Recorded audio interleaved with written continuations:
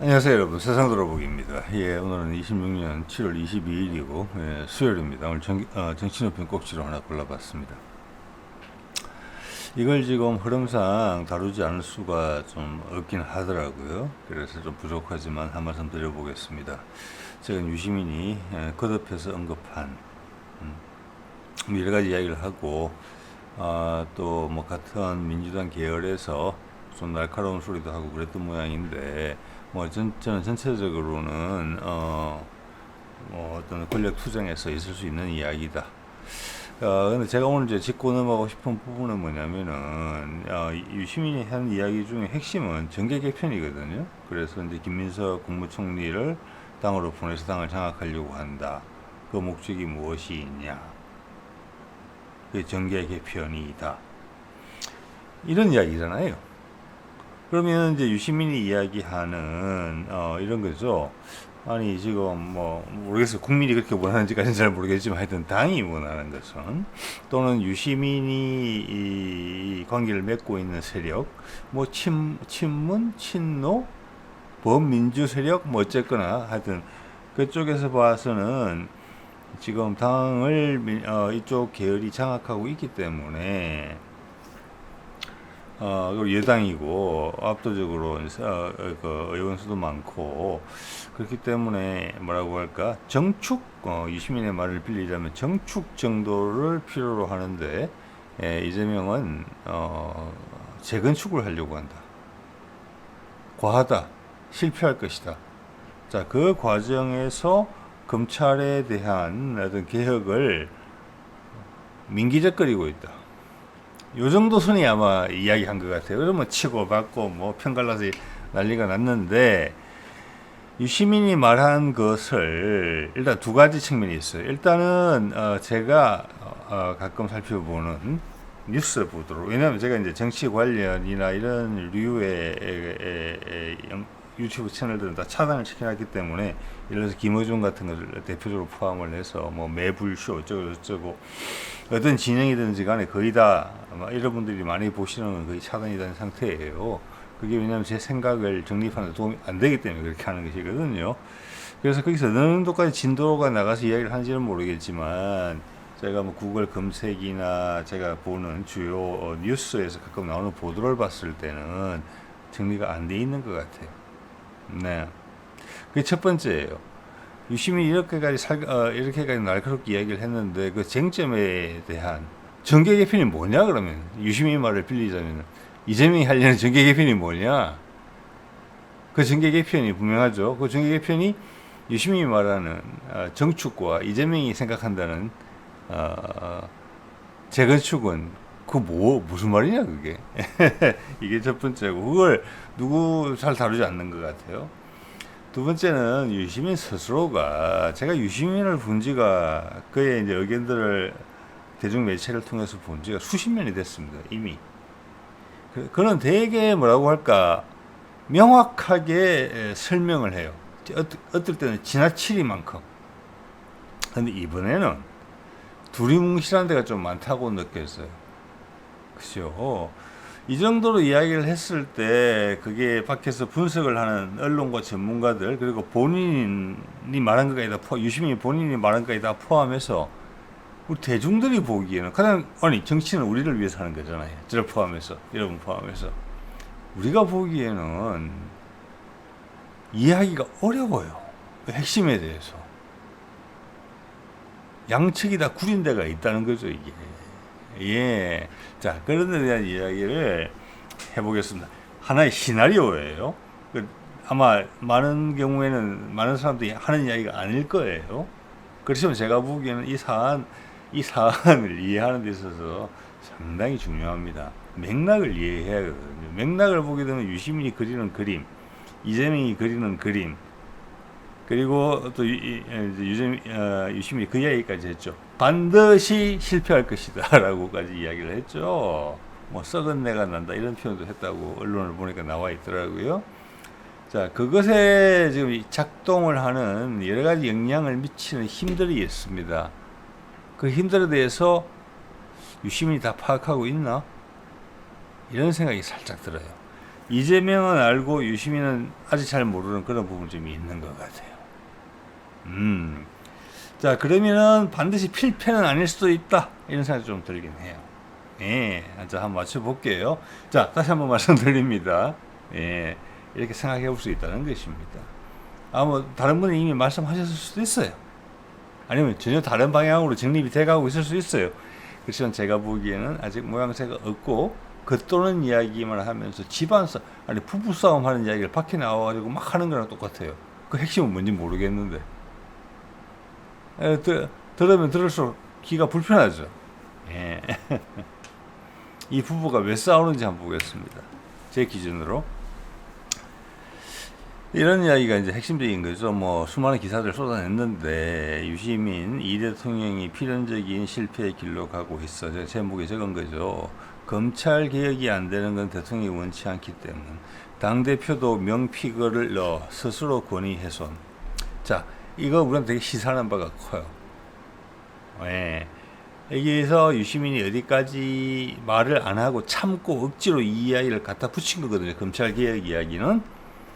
즉 이것을 카드로 쓰고 있다. 즉 정계 개편을 하려면은 검찰 개혁을 지금 조국 당이 원하는 방식대로 확실하게 해서는 안 된다라는 전제가 여기 들어있어요. 맞죠? 그것은 검찰하고 가까운 관계에 있는 세력들과 친해지겠다는 거예요. 이재명판 정계 개편이. 그걸 염두에 둘 수 있어요. 그렇지만 너무 적나라하니까 유심히 말을 안 했다. 자, 당대표도 명픽으로 넣어 스스로 권위를 훼손했다. 이것은 논쟁의 여지가 아주 많은 이야기라고 생각을 합니다. 예를 들어서 이낙연이 광주 전남도지사를 하다가 뭐 지역 안배적인 차원이 컸다고 봐요. 그래서 문재인이 국무총리로 영입을 해서 역할을 잘 수행해 줬죠, 이낙연이. 그 다음, 그를 다시 당으로 보냈을 때는 분명히 문재인의 확신이 있었을 거예요. 그때 개혁 드라이브를 걸어야 될 때고, 지금처럼 민주당이 다수당이었습니다. 그죠? 그런데 당으로 보내는, 이낙연을 당으로 보낸 거는 문재인이라고 볼 수밖에 없지요. 그 그림과 지금 김민석이 뒤에 내용은 누구도 모르는 거죠. 본인이 어쨌거나 국무총리 그만두고 당으로 가서 당대표 하겠다고 한 것이고 그 전에 최고위원이었으니까 똑같죠. 이낙연 때랑. 그러면 이낙연 때를 비판을 해야 돼요. 똑같이. 문재인 똑같이 한 짓을. 근데 이낙연이 배신을 때린 거 아닙니까? 수박 들어가 손을 잡고 즉 민주당 내 구주류 그게 수박이죠. 그죠? 그럼 그걸 타산지석으로 삼아서 지금 여러 가지 그때보다 더 중차대한 성과를 내야 되는 마무리를 지어야 되는 이 시점에서 당을 완벽하게 장악하겠다. 즉 이것은 정청래에 대한 신뢰의 문제다 라고 이야기할 수 있어요. 정청래 이낙연보다 훨씬 나은 사람이죠. 제가 그래서 가끔 말씀드리잖아요.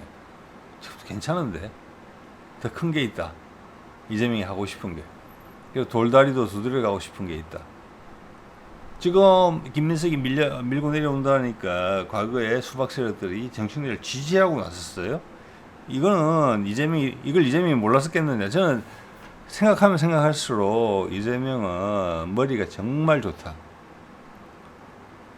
이런 부분에서는 거의 노무현 수준이다. 근데 노무현은 그때 손에 쥔 게 별로 없었거든요. 그렇지만 그는 번뜩였다. 거의 그 급이다. 그럼 이재명은 손에 쥔 게 많아요. 그래서 이만큼 돋보일 수 있는 것인데 저는 노무현도 엄청났다고 생각하거든요. 정말로. 예. 그는 시대를 앞서갔고 이재명은 시대하고 딱 맞춰간다. 네. 일단 뭐 3대 메가 사업인가? 하여튼 뭐 로봇 AI 어쩌고저쩌고 반도체 해서 민주당 구주류 세력이었던 지역에다가 약을 풀었어요. 네. 그래서 그 대의원들이 많이 흔들릴 겁니다. 또는 눈치를 보겠죠, 대중들은. 왜냐하면 대중들은 그 민주당이나 이재명의 민주당이나 구주류의 민주당이나 수박들의 민주당이나 같은 민주당이거든요. 그게 정답이죠. 우리 국민들도 그렇게 보고 있으니까. 자, 거기서 이재명의 정계 개편은 외연을 확대하는 거예요. 그것은 노무현이 줄기차게 주장했던 시대에 앞서서 그때까지 바보 소리까지 들어가면서 외쳤던 게 전국 정당화죠. 지금처럼 지역 정당화돼서는 안 된다. 맞죠? 자, 이번에 대구나 최소한 대구 정도에서의 김부겸이 승리를 한다 그러면은 훨씬 정청래한테 좀 더 기회가 많았을지 모르는데 저는 그런 생각 감히 해봅니다. 그게 아니라 과거의 구조대로 흘러갔잖아요. 경남을 포함해서. 그러면은 우리나라의 제대로 된 지도자라면은 노무현의 유지를 거부할 이유가 없어요. 그게 정계 개편의 핵심이에요. 거기에 대해서 유시민이 어떻게 생각하느냐? 그가 평소에 엄청나게 명료한 사람인데 이게 대해서 명료하지 않다. 라는 게 생각이고, 이거 진짜 정치 게임이다. 예. 이것은 대의가 아니고 자기와 주변의 이익과 관련된 내용이다. 그러면서 상대방한테 악담을 하고 있다. 이런 오해를 할 수 있는 이야기를 하고 있어요, 지금. 자, 그러면 이낙연을 보냈을 때 문재인이 그거랑 똑같은 상황이에요, 지금. 그가 문재인 정부에서 국무총리를 했기 때문에 당대표가 됐겠죠. 수박들은 잘 되다 싶겠죠. 우리 쪽으로 땡길 수 있는 힘이 있고, 문재인은 당을 완벽하게 장악하고 있지 못했기 때문에 노무현 때보다 훨씬 나아졌지만, 근데 유시민의 이야기는 지금 이재명은 당도 훨씬 더 많이 장악하고 있는데 너무 무리하는 거 아니냐, 이 이야기라고 이해를 하셔야 돼요. 문재인 때보다 한 걸음 더 나아가고 있고, 소위 구주류 수박들은 많이 위축되어 있거든요. 근데 이재명이 그렇게 만족하지 않는다는 것입니다, 지금. 전국 정당화를 이야기한다. 정계 개편을 말할 때는 저는 감히 그렇게 생각한다. 그리고 이것은 하나의 시나리오다. 언론에서 잘 이야기하지 않는, 참고하시라. 이런 말씀이에요. 자, 이게 보면 이제 뭐 이재명 필패로 어쩌고 저쩌고 약간 진흙탕 싸움 비슷한 게 나오고 있는데 이건 핵심 아니라고 봅니다. 예. 핵심은 이낙연이죠. 저는 정청래가 이낙연화가 될 수는 없다고 봐요. 그런데 지금 상황이 이렇게 되다 보니까 구주류 수박들도 정청래를 지지하는 거예요. 똥차보다는 쓰레기차가 낫다는 거예요. 자, 이 자체의 국면 전환이 대단한 겁니다. 첫 번째는 뭐냐면은 그 수박 세력들, 구주류 세력들이 많이 위축됐다. 특히 3대 메가 사업 때문에. 그래서 전북교에서 발끈발끈 하는 부분이 있는 거예요. 그가 교두보예요. 수박에. 우리는 소외받았다. 그리고 현대가 투자 많이 하기로 했잖아요. 한 10조 정도.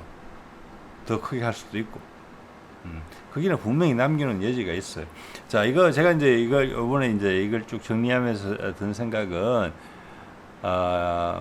유시민이 이야기한 대로 이 뒤에는 이재명이 있는 거죠. 불법은 아니에요, 당연히. 엄청나게 모든 게 면밀하게 계획되어 있다. 똑똑한 유시민이 다 알 수 없는 내용도 많다. 특히 해외 국제 정세라는 부분하고, 유시민이 그런 부분은 좀 언급이 별로 없었어요. 여태까지 쭉 수십 년을 돌이켜 봤을 때 그거랑 대북 문제.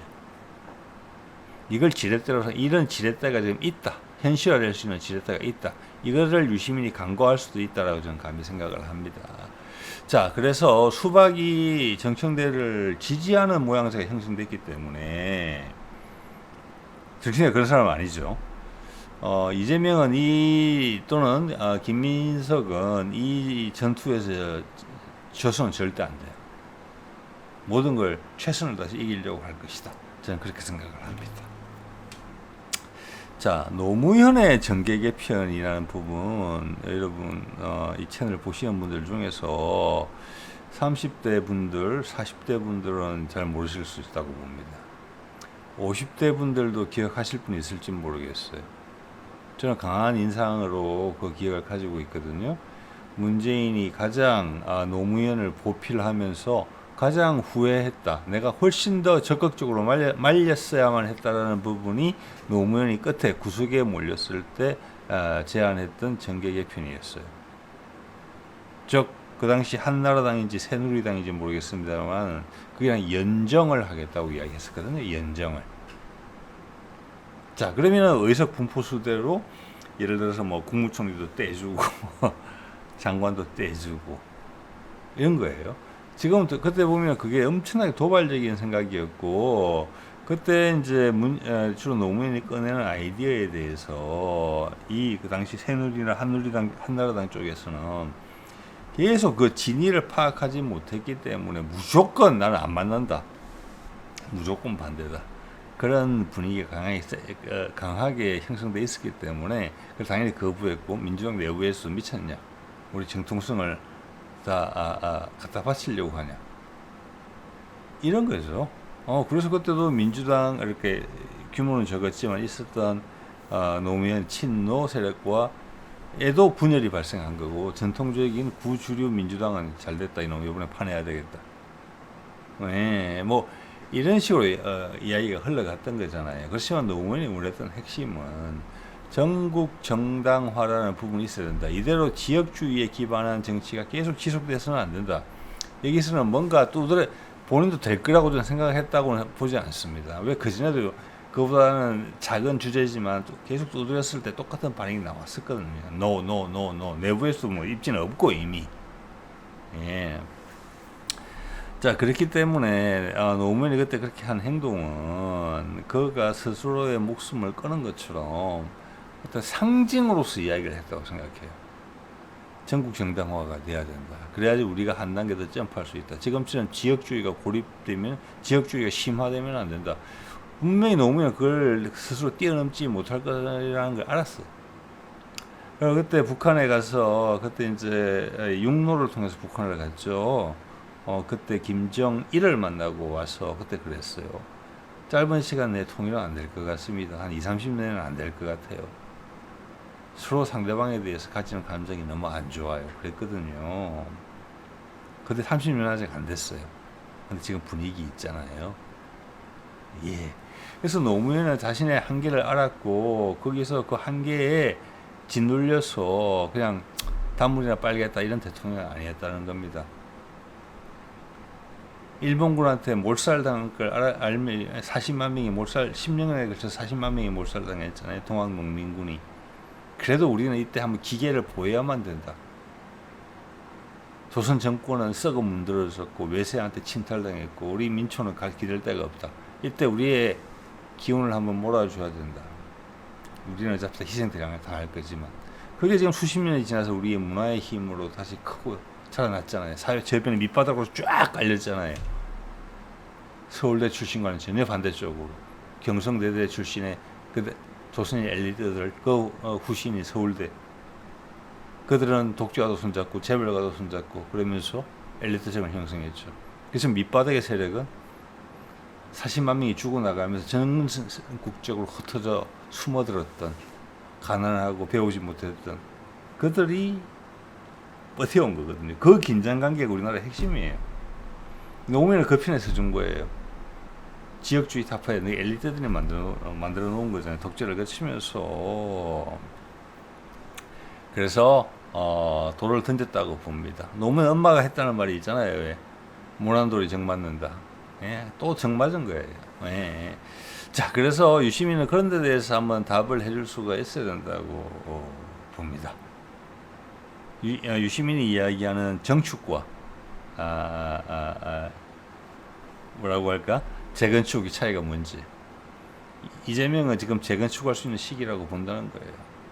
실제적으로 노무현은 안 될까 하면서 몸부림쳤지만 이재명은 지금 유시민이 잘 모르는, 제가 봤으는 대북 관계와 미국과의 관계 흐름에서 그 기회가 왔다. 밖에서 크게 흔드는 이슈가 있어야만 가능한 일이에요. 국내 상황만 봐서는 정치 공학적으로 유시민 말이 맞아요. 그래서 제가 지난번에 이야기했지만 유시민의 시야는 너무나 국내에 한정되어 있다. 대한민국 한반도 남쪽에 지금 그게 아니잖아요. 세상이 변하고 있잖아요.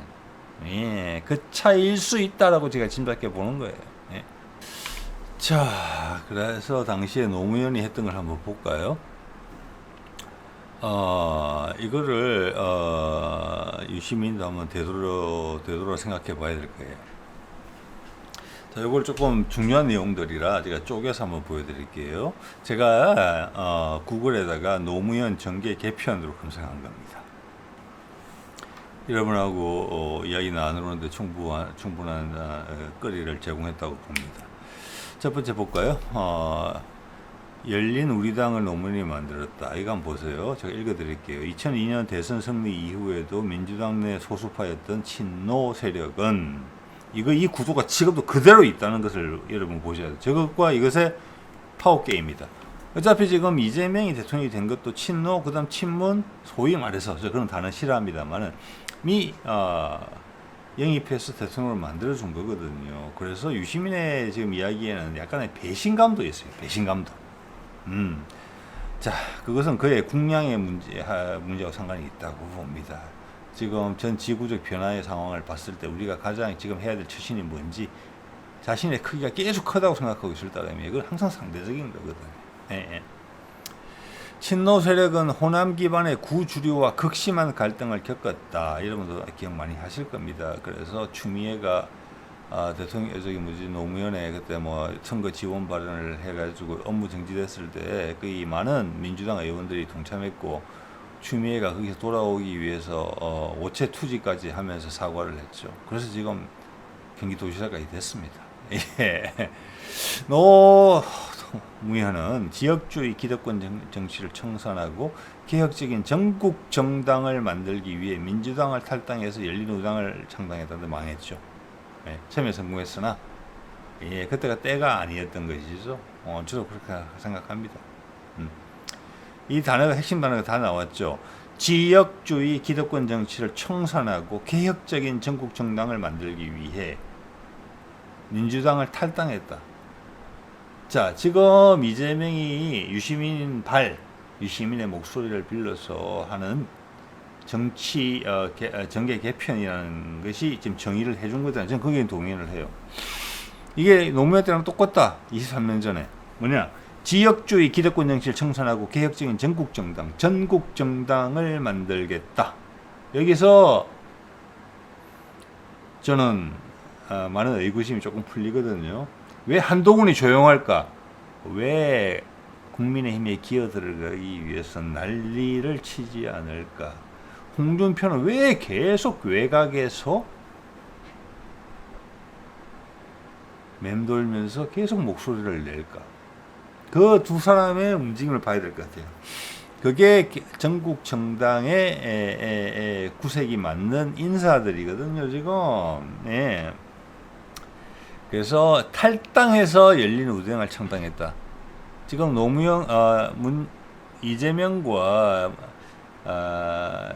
유시민이 갈등을 겪는 부분이 이거예요. 그때는 민주당을 탈당했어요.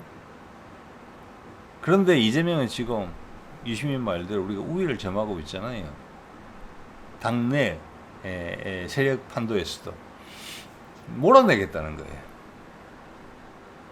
내가 민주당을 나가는 게 아니고 노무현이 힘이 없었으니까 민주당을 탈당했지만 나는 민주당을 바꾸겠다 안으로. 모든 수단을 다 쓰는 거죠. 네.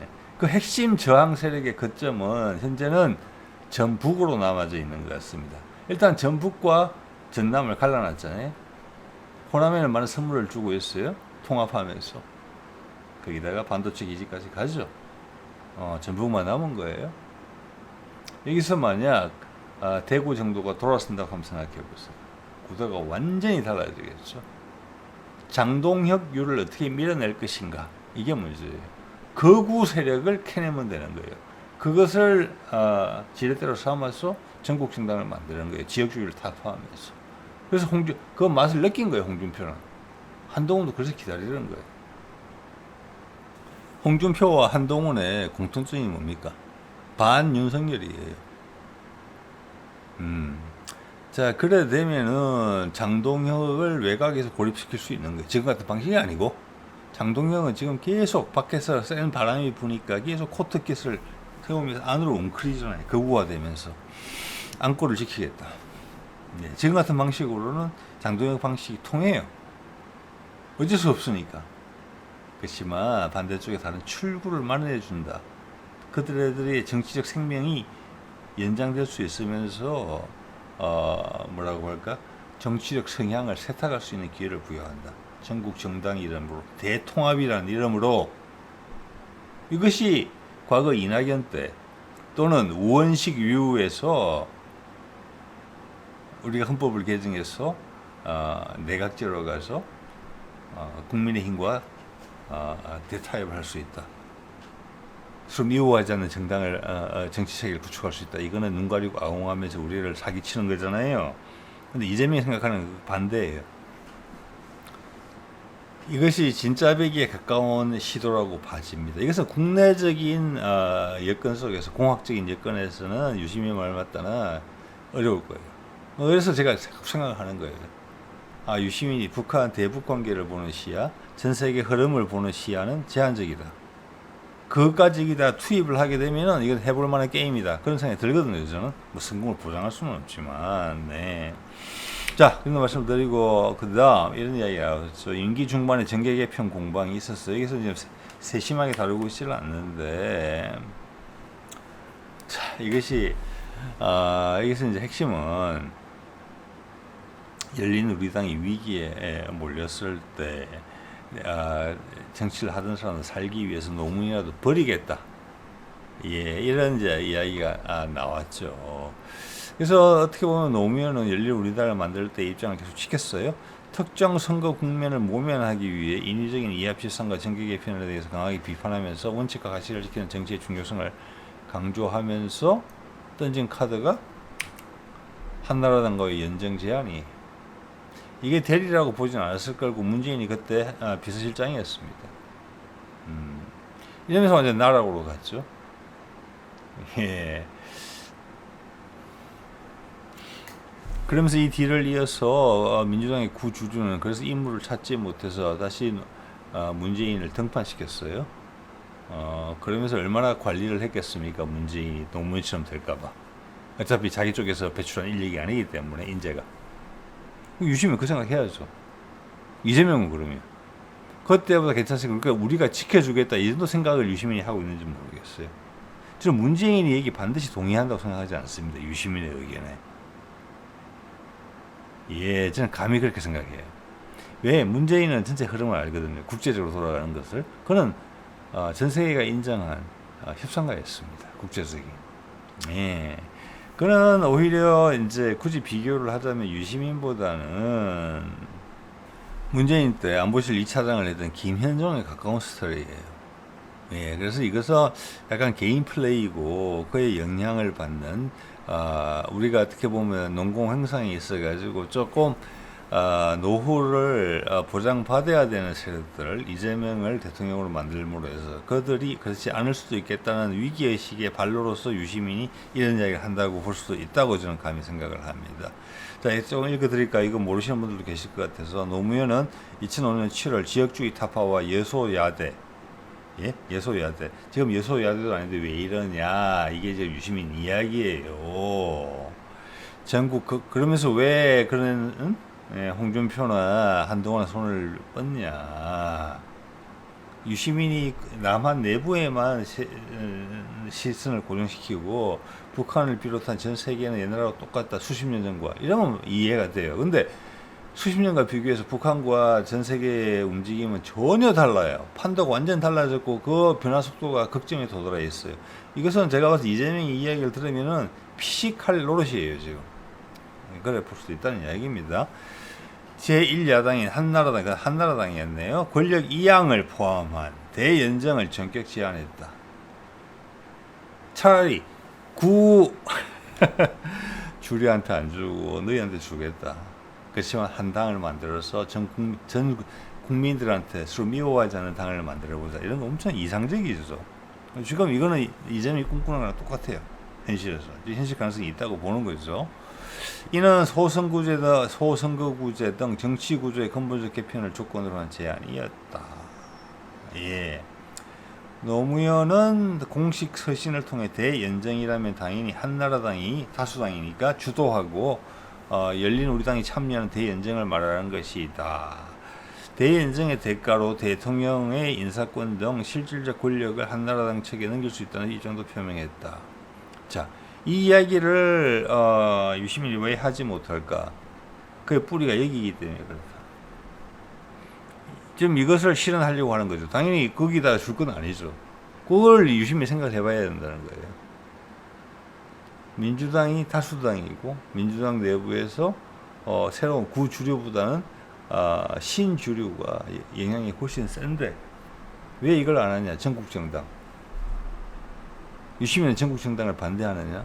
문재인은 전국정당을 반대하느냐? 이게 핵심이에요. 이게 핵심이에요. 그럼 내가 뭔가를 내줘야지. 노무현의 인도까지 내주려고 했었는데. 그래서 밥그릇 싸움 생각을 너무 꼼꼼히 하는 게 아니냐. 이런 비난을 생각해 볼 수도 있어요. 이까지 생각을 해보게 되면. 자, 이런 거 있죠. 이성윤. 제가 봐서는 이 사람이 이제 뭐라고 할까. 이번에 초선인데 지금 최고위원이 됐고 검찰 출신이 있어. 전북, 전주 지역구죠.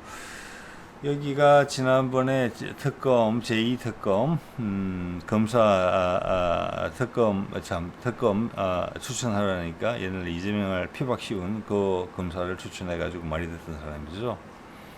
그 친구가 나와서 이성윤이, 정책내는 포기하지 말고 당대표 출마했죠. 자, 이렇기 때문에 이재명에서 양보할 수가 없는 거예요. 정책내는 지금 머리가 엄청나게 복잡할 거라고 봅니다. 내 미래를 어디다 두어야 될지 되게 중요한 순간이에요, 지금. 이래 되면 수박하고 한편 되는 거거든요. 수박이 지지를 받을 수밖에 없어요. 희한한 구도가 성립된다니까요. 소위 말해서 친명과 친문 더하기 수박, 구주류, 여기에 정치에 포함되는 거죠. 소위 친문에. 자, 이 정도 난맥상이 형성될 때 도드라질 것을 이재명이 모르고 했느냐? 절대 아니라고 봅니다. 자, 그래서 제가 유심히 살펴보는 행보는 이겁니다. 홍준표, 한동훈이 지금 의외로 조용하면서 장동혁 때리기를 잘 안 한다. 이겁니다. 바깥에 구심점이 돼서 새로운 길이 있다는 걸 본다는 겁니다. 지금 뭐 보장되는 건 아니죠, 당연히. 그죠? 한동훈도 이번에 부산에서 된 거잖아요. 그죠? 그리고 홍준표는 대구나 뭐 경북권에 영향을 미칠 수가 있어요. 자, 그러면은 이런 대안을 제시하고 장동혁을 고립시켜서 거구 세력을 우리 정치 세력에서 발라낸다면 그거는 큰 승리예요. 그걸 승리라고 생각하지 않는 사람도 있겠죠. 밥그릇 뺏긴다고. 그걸 우리가 신경 쓸 필요는 없는 거죠. 그냥 비난하면 되는 거죠. 유시민이 어느 편에 서 있는지 한번 봐야 되겠죠. 그죠? 맛있는 것만 100% 먹을 수 없잖아요. 저는 그거랑 검찰권을 만지는 것을 쥐었다 놨다 하는 거랑 상관이 있다고 봅니다. 궁극적으로는 보안수사권은 없어질 거라고 봐요. 그건 정해진 건데 그 가는 과정에서 여지를 보여. 그것은 칼로 두부 자르듯이 팍 자를 게 아니다라는 게 이재명의 판단이라고 저는 생각을 합니다. 왜? 이들 세력이 붙어와야 되니까. 그리고 이들 세력을 지지하는 세력을 붙어오면서 변해야 되니까. 유시민의 이야기는 어떻게 보면 이미 정해져서 색깔은 절대 바뀔 수가 없다가 돼요. 즉 포용적이지가 않죠. 그래서 저는 문재인이 그게 100% 동의하는지 잘 모르겠다는 말씀을 드리는 거예요. 그들의 미래는 유시민 이야기의 정계 개편을 보고 있다. 그래서 한나라당이 붕괴되려고 할 때 장동혁의 대안으로서 올라탈 수 있는 위치에 가 있을 것이다. 그러면서 기존 세력들이 탈바꿈하는 것을 강제할 수 있는 식견 정도는 있다. 왜? 윤석열한테 반대했던 사람들이니까. 라는 공통 명제로. 자, 이제는 바빠요. 지난 유럽도 다녀온 지가, 나토 다녀온 지 얼마 안 됐는데, 요번에도 10박 11일, 이거 며칠 있다 가는 거예요. 좀 이따 25일부터. 이거 핵심은 글로벌 사우스. 브라질이 핵심이에요, 브라질을 가려면 엄청나게 힘들거든요. 미국을 거쳐서 가요. 그래서 미국에서 일정 이틀 정도 잡히면서 지금 실리콘밸리에서 투자자들을 만난다는 이야기를 하거든요. 제가 옛날에 그 동네 그 벤처 기업가들, 벤처 투자자들하고 조금 한 1, 2년간 섞여서 뭐 일을 같이 해본 바가 있기 때문에 압니다. 지금 벤처 다 죽었어요. 벤처 캐피탈. 죽을 맛이에요. 그들한테 지금 우리가 지금 큰 기업들이 결정을 했잖아요. 뭐 엔비디아나 뭐 일론 머스크나 기타 등등 AI 기업들이 거기에 우리 기업들을 소개를 하고 확신을 주면서 이제는 실질적인 투자가 한국으로 올 수 있게. 그래서 지금 원화 결제 시스템, 외환 결제 시스템 완전히 오픈한 거잖아요. 그거랑 딱 맞물려 있어요. 미국 돈이 한국으로 들어와야 돼요. 제가 그 말씀 계속 드리잖아요. 자, 그거라고 보시면 될 것 같고, 그다음 브라질. 남미에 가는 가장 큰 목적은 브라질이에요. 그 중에 두목이니까. 그리고 브라질은 글로벌 사우스의 또 대장이에요. 자, 지금 소위 양극화, 죄송합니다. 단일 패권 구도에서 다극화 세상으로 가게 되면 인도, 브라질 이런 데가 전 세계 주류로서 들어와 줘야 돼요. 근데 기술적이나 문화적으로 좀 부족한 면이 있거든요. 그 점을 한국을 징검다리로 삼아서 간다. 내지는 한국을 연결 통로로 삼아서 달려서 들어온다. 이렇게 보시면 돼요. 그리고 여기서는 저는 브라질 얘기가 딱 나올 때 엠브레어하고 이번에 뭔가를 발표할 수도 있겠다. 예, 우리 항공기 공동 개발하는 거. 우리 중형 항공기 그냥 개발하고 싶어 하거든요. 엠브레어는 기술력은 있지만 에어버스나 보잉이 기댈 바는 아니에요. 그들이 죽어가고 있는 게 눈에 뻔히 보임에도 불구하고 급건이 될 가능성이 있다고 보고, 멀리 갔으니까 간 김에 칠레하고 아르헨티나를 간다고 봅니다. 그리고 신기한 게 올 때 독일을 들러요. 자, 그것은 지구를 한 바퀴 도는 것이기 때문에 독일을 들려는 건 너무 이상하지는 않아요. 그래서 동포 간담회 일정을 잡았. 독일까지 들렀는데 동포 간담회 일정만 이야기를 하더라고요. 이건 묘해요, 좀. 왜냐면은 예전에 강훈식이 무슨 뭐 방위산업 특사 이런 거 해가지고 몰래 이런 나라들 다닐 때 저는 그거를 대북 접촉이었을 가능성이 높다고 여러 번 말씀드린 바가 있는데, 그 지역이 독일이거든요. 아시다시피 독일은 남북한 공동 수교국이고 그 대사관도 있습니다. 물론 영국도 그렇지만 영국 힘이 없잖아요. 현재 정신도 없고. 그래서 마지막에 왜 꼭 독일을 들러서 거기에 있는 높은 사람도 만나는 게 사실 중요한데 동포 간담회로 마무리를 했다? 이재명의 그 극악의 최고의 체력을 활용해서 동포 간담회 하나만 일정을 처리한다? 너무 헐렁하다는 생각이 들었거든요. 저는 이 대목에서 지난번 나토 정상회담에서 트럼프가 이재명 보고 브레이브맨이다, 용기 있게 처신하고 있다라는 부분을 생각해 보고 싶어요. 이건 이제 상상입니다. 참고만 하세요. 독일에서 일정이 너무 헐렁하기 때문에, 자, 굳이 정상회담이 아니다 하더라도 북한의 관계자를 충분히 만날 수 있다. 그게 브레이브한 거다. 예, 이런 생각이 좀 드는 부분이고, 가능성에 대해서 이야기를 하는 겁니다. 왜냐하면 좀 이따 말씀드리겠지만 트럼프가 시간이 없거든요. 예, 그래서 독일로 굳이 가서 만나고 간다.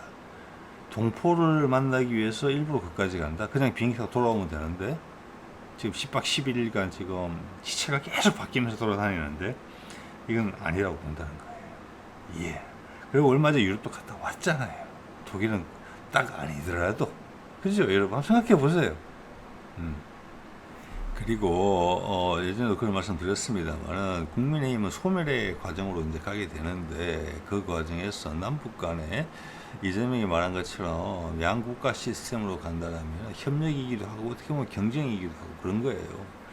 그런 경우에 그런 걸 활용해서 남한의 정치적 지형을 하나의 팀으로 바꾼다. 물론 거기서 내분이 또 발생해서 저는 갈라질 거라고 봅니다. 민주당 주류가 이걸 받아야 돼요. 지금 건전한 보수 세력을, 그리고 지역적으로 전국 정당화가 돼줘야 돼요. 그 과정에서 뭐 약간 거구 세력들이 나가서 이상한 당을 만들었다가 사라지는 수순으로 가겠죠. 또는 민주당 내부에서 밀려나는 세력들이 가서 손을 잡을 수도 있어요. 그건 모양새가 엄청나게 안 좋을 거예요. 지금 이재명이 그리는 그림은 분명히 그렇다. 그게 유시민이 이야기하는 재건축급 정계 개편이다. 유시민은 어디까지 생각하는지는 모르겠지만 국제 부분과 대북 부분은 제한적이라고 봅니다. 그것까지 포함시킨다면 그림이 그럴싸해지는 거죠. 자, 트럼프 이야기 잠깐 볼까요? 현재 트럼프 지지율 계속 제가 이제 모닝 컨설트를 봅니다만 4월달 이후로 나온 게 없어요. 그때 36%인가 그랬거든요. 위험한 거예요. 지난번 바이든이 대통령 됐을 때 지지율이 36%까지 내려가니까 오바마를 위시해서 민주당 핵심 세력, 핵심부에서 이런 이야기가 나왔죠. 바이든 탄핵해야 된다. 그러자 바이든이 갑자기 되게 강경으로 바뀌었어요. 그러면서 그게 사실은 우크라이나전이 계속 치닫고 악화되면서 북한과의 종전선언을 바이든도 그냥 구분응선까지 올라갔다가 팽개친 이유이기도 해요.